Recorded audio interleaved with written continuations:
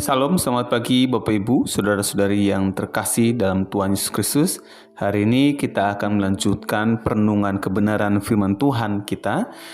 Namun, untuk mendasari perenungan firman Tuhan kita hari ini, mari sama-sama kita membaca kebenaran firman Tuhan dari kitab Yesaya pasal 40 ayat 28 sampai yang ke-31. Mari saya mengajak kita semua membuka dalam kitab Yesaya pasal 40 ayat 28 sampai 31. Begini bunyi firman Tuhan, "Tidakkah kau tahu dan tidakkah kau dengar? Tuhan ialah Allah kekal yang menciptakan bumi dari ujung ke ujung. Ia tidak menjadi lelah dan tidak menjadi lesu. Tidak terduga pengertiannya. Dia mengerti kekuatan kepada yang lelah dan menambah semangat kepada yang tiada berdaya.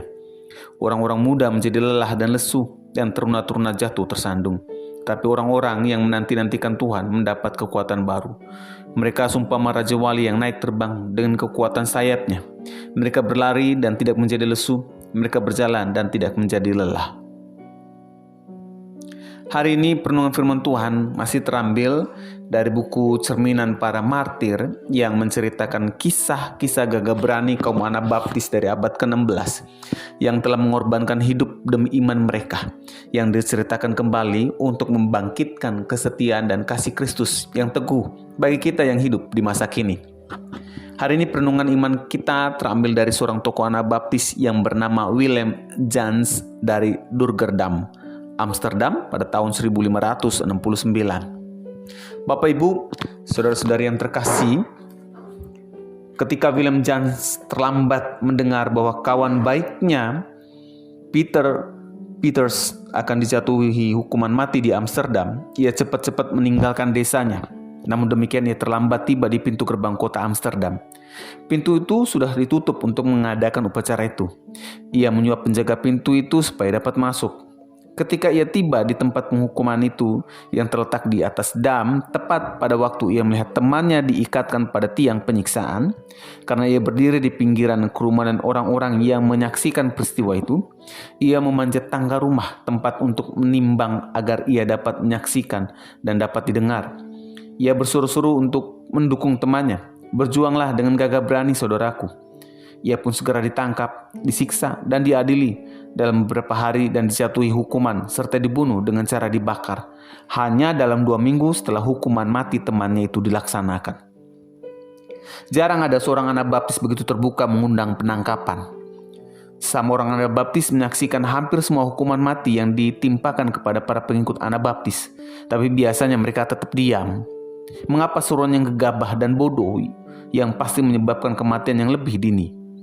Willem hidup di desanya yang tersembunyi, terputus oleh salah satu dari perpecahan-perpecahan yang sering terjadi di antara kelompok-kelompok Anabaptis, dari kelompok Anabaptis yang pernah memelihara imannya. Dirk Phillips sudah mengucilkan anggota-anggota Willem yang kecil jumlahnya. Perpisahan itu sangat menyakitkan hati Willem, dan di dalam kesengsaraannya ia kehilangan pengendalian diri yang biasanya mengikat seorang Anabaptis untuk tetap diam bila sedang berada di muka umum agar dapat menghindari kematian yang sudah pasti.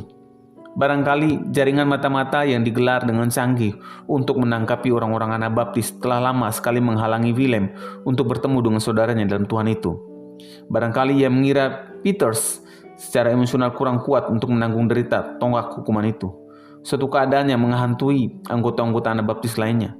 Bagaimanapun juga secara naluriah, kasih persaudaranya lebih kuat daripada kewaspadanya yang sewajarnya. Dalam suatu kasus yang tidak ada hubungannya, Jan Quirins dan Cornelis Jans dihukum mati bersamaan dengan Willem. Tindakan ini memang menghemat waktu bagi penguasa, tapi yang lebih penting menyediakan tontonan drama kematian yang lebih mencekam bagi masyarakat umum yang haus akan hiburan. Bapak Ibu Saudara-saudari yang terkasih dalam Tuhan, melalui kehidupan seorang Willem Jans hari ini kita dapat belajar bersama di masa kini bahwa kasih persaudaraan yang ditunjukkan oleh Willem Jans kepada teman baiknya adalah sebuah kasih persaudaraan yang rela berkorban, baik dalam suka maupun dalam duka. Kasih persaudaraan yang tidak hanya ditunjukkan lewat kata-kata semata, pada waktu senang atau bahagia saja, namun juga masuk meresap sampai pada masa-masa sukar. Kasih persaudaraan ini dengan setia ditunjukkan di antara satu sama lain dan dibuktikan dengan begitu kuat di dalam iman Kristus.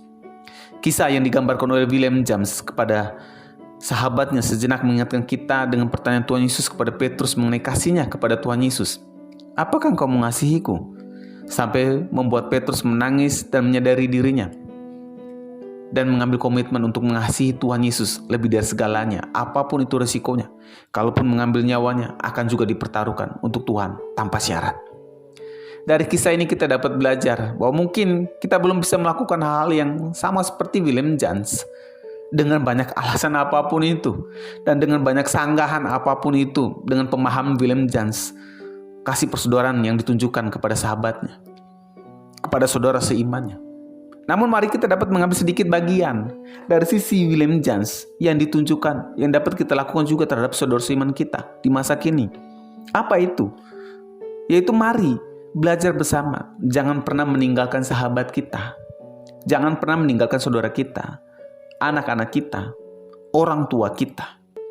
Apalagi jangan pernah meninggalkan istri kita, jangan pernah meninggalkan suami kita di saat mereka dalam keadaan sulit, di saat mereka dalam keadaan sukar. Jangan pernah meninggalkan mereka ketika mereka dalam keadaan sendiri dalam menghadapi masalah yang berat. Hadirlah seperti seorang William James yang setia menemani sahabatnya. Dan bila perlu katakan seperti apa yang dikatakan kepada sahabatnya dengan gagah berani berdiri di sampingnya mengambil risiko apapun yang saat itu akan dialami. Dan katakan bahwa kepada istrimu, kepada istri kita, kepada suami kita, kepada anak-anak kita, kepada orang tua kita, kepada anak kita, dengan gagah berani berdiri di samping mereka dan katakan bahwa berjuanglah dengan gagah berani, hai anakku. Berjuanglah dengan gagah berani, hai istriku. Berjuanglah dengan gagah berani, hai suamiku. Berjuanglah dengan gagah berani, hai papa mamaku. Sebab aku ada di sini untuk menemanimu apapun keadaanmu, apapun situasi yang kau alami hari ini, apapun kegagalan yang kau alami hari ini. Aku tetap berada di sini berdiri bersamamu sampai kapanpun. Bahkan kalaupun nyawa harus korbankan, aku tetap setia berada di sampingmu. Inilah kesetiaan, kasih persaudaraan seorang anak baptis yang harus kita tunjukkan dan yang seharusnya kita bagikan kepada keluarga kita, kepada sahabat kita, dan kepada banyak orang lain, sehingga mereka bisa melihat cerminan kasih Kristus dalam hidup saya dan saudara. Mari kita berdoa. Tuhan Yesus, kami bersyukur kalau hari ini kami belajar dari William James, apapun yang dihadapi oleh anggota keluarga kami, apapun yang dihadapi oleh sahabat kami hari ini, apapun yang dihadapi oleh suami kami hari ini, apapun yang dihadapi oleh istri kami hari ini, apapun yang dihadapi oleh anak-anak kami hari ini, apapun yang dihadapi dan dialami oleh saudara-saudara seiman kami hari ini, ajar kami Tuhan menunjukkan kasih persaudaraan yang tulus, agar mereka tidak pernah merasa sendiri dalam situasi apapun. Di dalam nama Tuhan Yesus kami sudah berdoa. Amin. Kiranya renungan hari ini terus menguatkan langkah iman kita dalam mengiringi Tuhan Yesus. Ingat, tetap teruslah berdoa, tetap teruslah percaya, dan tetap teruslah bersyukur. Tuhan Yesus memberkati.